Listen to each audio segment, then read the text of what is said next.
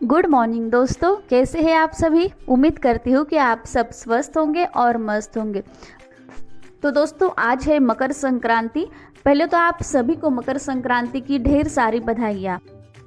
ये मकर संक्रांति आपके जीवन में खुशहाली लाए, सुख समृद्धि लाए और आपको आरोग्य प्रदान करे, ऐसी मैं भगवान के चरणों में प्रार्थना करती हूँ।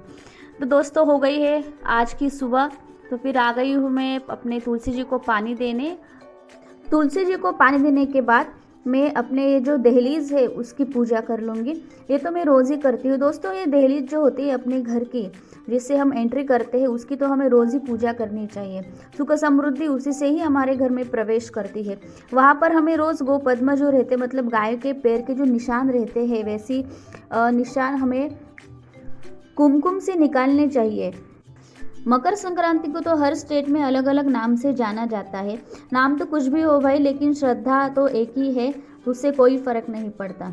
ठीक है। तो दोस्तों, ये जो मकर संक्रांति का ये जो त्यौहार है, ये भगवान सूर्य को समर्पित है, जिनके बिना सृष्टि की कल्पना ही नहीं की जा सकती। इस दिन सूर्य भगवान धनु राशि से मकर राशि में प्रवेश करते हैं, इसलिए इसे मकर संक्रांति कहते हैं। और इस दिन दिया गया दान 100 गुना फल देता है, ऐसा कहा जाता है। ऐसा भी कहा जाता है कि भगवान विष्णु से तिल की उत्पत्ति हुई है और इसीलिए तिल को आज के दिन बहुत महत्व रहता है। तो आज के दिन तो मतलब तिल और गुड़ का ही बहुत महत्व रहता है और एक दूसरे को लोग यही देकर अपना ये त्यौहार मनाते हैं। महाराष्ट्र में तो ऐसा ही होता है। अलग अलग स्टेट के लोग अगर मेरा ये वीडियो देख रहे हैं तो प्लीज़ हमें बताना कि आपके यहाँ मकर संक्रांति कैसे मनाई जाती है। आज तो भाई मकर संक्रांति के दिन हमारे महाराष्ट्र में जो खाना बनता है, तो ट्रेडिशनल मतलब, तो वही मैं आपके साथ आज शेयर करने वाली हूँ। हमारे यहाँ आज पूरन पोली बनती है, राइस बनता है, आमटी बनती है, खीर बनती है, 5-6 तरह की भुजिया बनती है। तो वही मैं आपके साथ आज शेयर करने वाली हूँ। आई होप आपको आज का मेरा ये वीडियो पसंद आएगा। दोस्तों, मैं वृशाली लाइफ में मैं आपका स्वागत करती हूँ। और अभी तक आपने मेरे चैनल को अगर सब्सक्राइब नहीं किया है तो प्लीज़ सब्सक्राइब करिए, लाइक करिए और शेयर भी करिए। दोस्तों, हमारे यहाँ ऐसा माना जाता है कि जो सुहागन औरतें होती है, जो एक्सपायर हुई है, तो वो आज हमारे यहाँ खाना खाने के लिए आती है। तो ऐसा माना जाता है और इसीलिए ये सब भोजन बनाया जाता है। तो अभी आ जाऊंगी मैं घर में। अभी चाय तो हो गई है, अभी मैंने आई को भी चाय दे दी, अभी हस्बैंड को दे दूंगी और मैं भी थोड़ी सी ले लूँगी। मतलब आज ऐसा कहा जाता है कि, और हमारे यहाँ आज तो जब तक ये जो भोग नहीं लगाया जाता, मतलब एक टाइप का श्राद्ध ही होता है। तो ये जब तक इसको श्राद्ध नहीं किया जाता तो तब तक हम कुछ खाते ही नहीं है। तो इसके लिए तो ये पानी भी अलग से भर के रखना पड़ता है, जहाँ पर कोई छूट छाट ना हो। तो अभी आ गई हूँ मैं किचन में। अभी ये मैंने किचन टॉप भी, काउंटर टॉप भी अपना अच्छे से साफ़ कर लिया है। तो ये खाना बनाने से पहले दोस्तों ये सब अच्छे से साफ़ करना पड़ता है, मतलब अपना गैस और ये जो काउंटर टॉप होता है वो।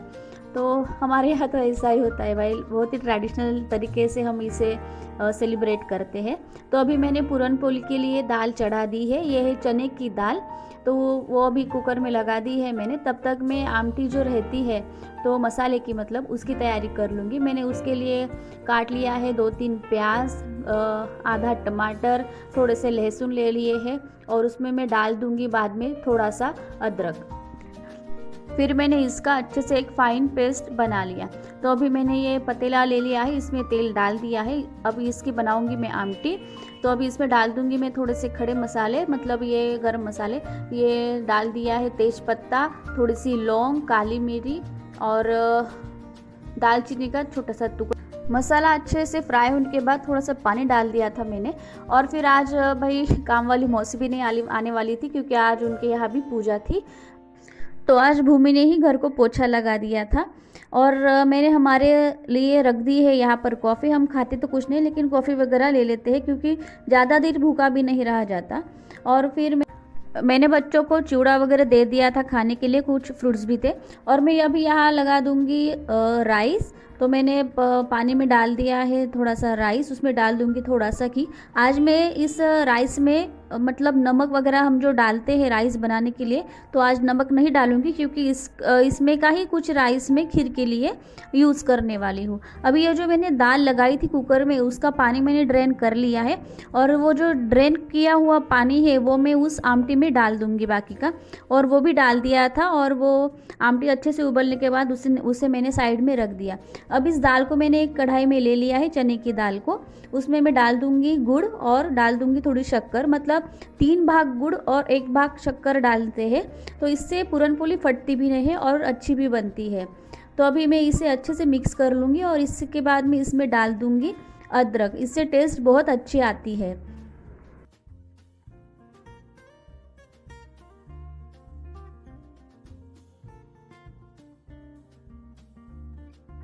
ये देखिए, अब गुड़ ने और शक्कर ने अपना पानी छोड़ दिया है, और इसी पानी में अब दाल को थोड़ी देर पकने देना है। तो इसे ऐसे चम्मच से दबा दबा के उसे चलाना पड़ता है, क्योंकि वो जो दाल होती है वो अच्छे से उसमें मिक्स भी हो जाती है। अब मैं डाल रही हूँ उसमें हरी इलायची का पाउडर। इससे पूरनपोली बहुत टेस्टी बनती है। और अब मैं इसे गरम गरम ही मिक्सी के जार में निकाल दूँगी। कोई कोई लोग मतलब छलनी से करते हैं, तो मिक्सर में भी हो जाता है। अब मैं पूरनपोली के लिए गेहूं का जो डो रहता है वो रेडी कर दूंगी। तो मैंने 3 भाग गेहूं का आटा लिया है बारीक पिसा हुआ, और 1 भाग मैदा लिया है। उसमें डाल दिया थोड़ा सा नमक, डाल दूंगी थोड़ी सी हल्दी, और फिर डाल देंगे इसमें तेल का मोयन। तो इससे पूरनपोली को मतलब हल्दी से कलर भी अच्छा आता है और मोयन से नरम भी रहती है। और ये है मेरे पूरनपोली का जो पूरन मैंने मिक्सी में निकाला था वो। तो अब ये राइस भी हो चुका है। अब मैं एक मिक्सी के जार में थोड़ा सा राइस निकालूंगी खीर के लिए।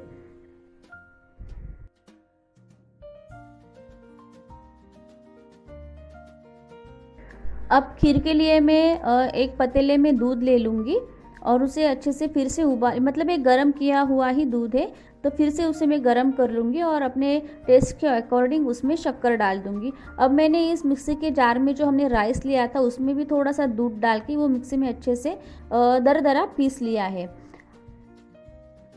दूध को उबाल आता है तब तक मैं ये जो आटा है हमारी पूरनपोली का, उसे अच्छे से फिर से सॉफ्ट कर लूँगी। इससे पूरनपोली बेलने के लिए बहुत ही आसानी होती है। दूध को उबाल आ गया था, तो मैंने उसे नीचे उतार दिया गैस से, और फिर मैंने ये जो पेस्ट बनाई थी हमने चावल और दूध की, तो वो मैंने उसमें अच्छे से धीरे से मिक्स कर ली। और इसे अच्छे से मिक्स करने के बाद फिर से अभी एक उबाल आने के लिए मैंने गैस पर रख दिया, और फिर उसमें डाल दिया मैंने ढेर सारा हरी इलायची का पाउडर। भाई वो खीर ही क्या जिसमें हरी इलायची का पाउडर ना हो। और फिर मैंने इसमें बाद में डाल दी थी थोड़ी काजू बादाम की पेस्ट। ये देखिए, अब खीर को भी आ गया है उबाल। अब अपनी ये खीर ऑलमोस्ट डन हो चुकी है। अब मैं इसे निकाल लूँगी नीचे और एक साइड में रख दूँगी। अब आई ने यहाँ भजियों के लिए ये मिर्ची काट ली है। हमारे यहाँ बहुत तरीके की भजी बनेगी आज।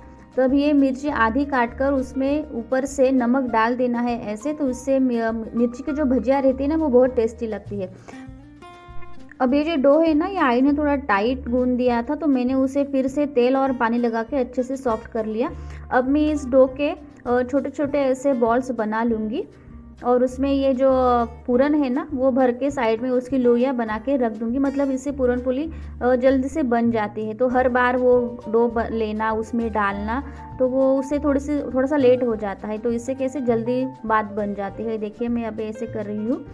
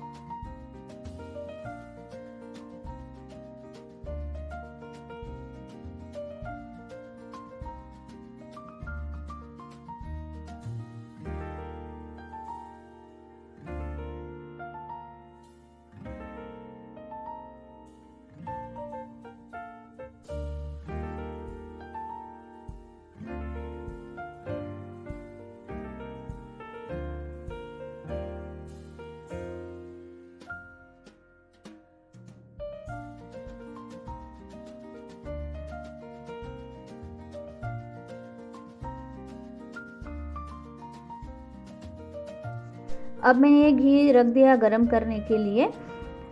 तो अभी मैं ये पूरन पोली बना लूँगी। और ये जो पहली 4 पूरन पोली बनेगी ना, ये भोग की पूरन पोली रहेगी। और फिर बाद में मैं थोड़ी बड़ी वाली पूरन पोली बना लूँगी।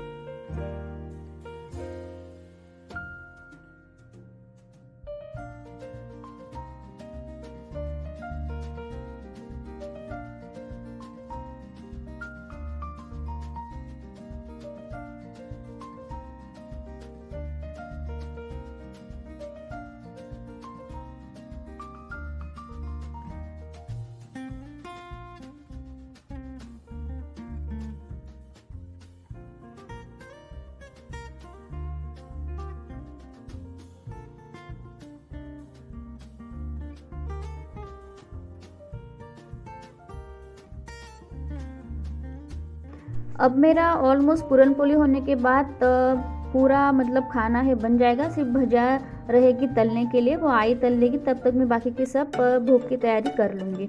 तो अभी मैं ये लगा रही हूँ आगारी।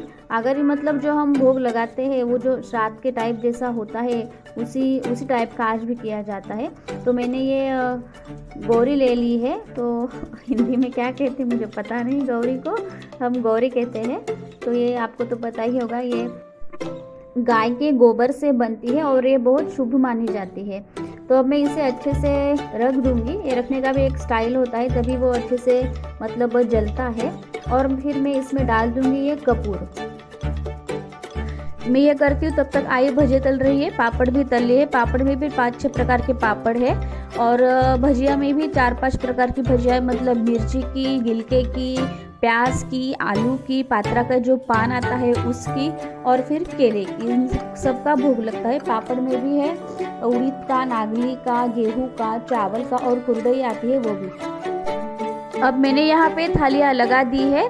तो एक है भगवान की थाली और एक है ये सुहागनों की थाली। तो उसमें है राइस है, खीर है, आमटी है, ये पापड़ है, ये भजिया है, ये बोर और गाजर है, ये तिरगुल है, ये पूरन पोली है।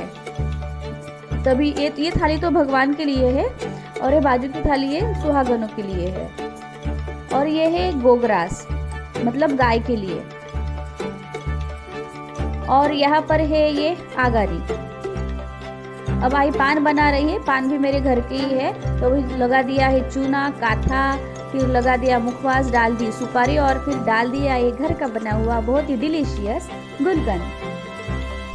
तो अभी भगवान को भी भोग लग चुका है और अभी मैं ये जला दूंगी आगारी। अभी दिखाती हूँ मैं आगारी से आगे क्या किया जाता है। तो अभी मैं इसे रख दूंगी नीचे।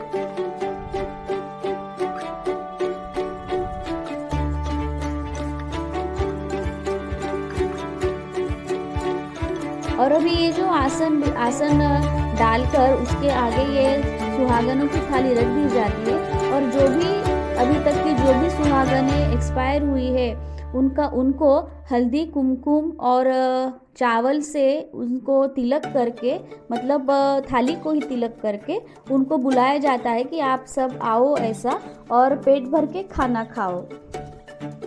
और फिर इसी थाली में से, हर चीज़ में से थोड़ी थोड़ी चीज़ लेकर ये आगारी में वो डाली जाती है और वो उस पर बहुत सारा घी भी डाला जाता है। इसका मतलब होता है कि वो उन तक पहुंच गया।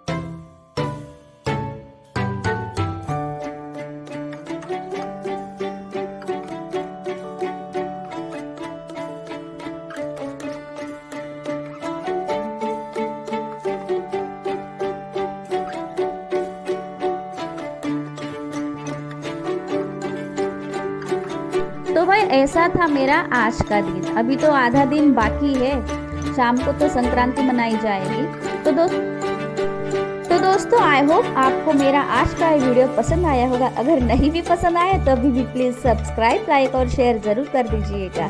तो मिलते हैं नेक्स्ट वीडियो में। अभी तो शाम को पूजा के लिए भी जाना है, तो वो मैं आपके साथ नेक्स्ट वीडियो में शेयर करूँगी कि मैं शाम को कैसी पूजा करती हूँ।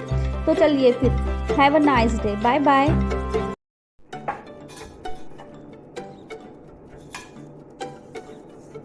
हैप्पी मकर संक्रांति दोस्त। आपको मकर संक्रांति की बहुत बहुत शुभकामनाएं। तो आज है पूजा, अभी मैं जा रही हूँ पूजा के लिए। तो फिर चलिए मिलते हैं नेक्स्ट वीडियो।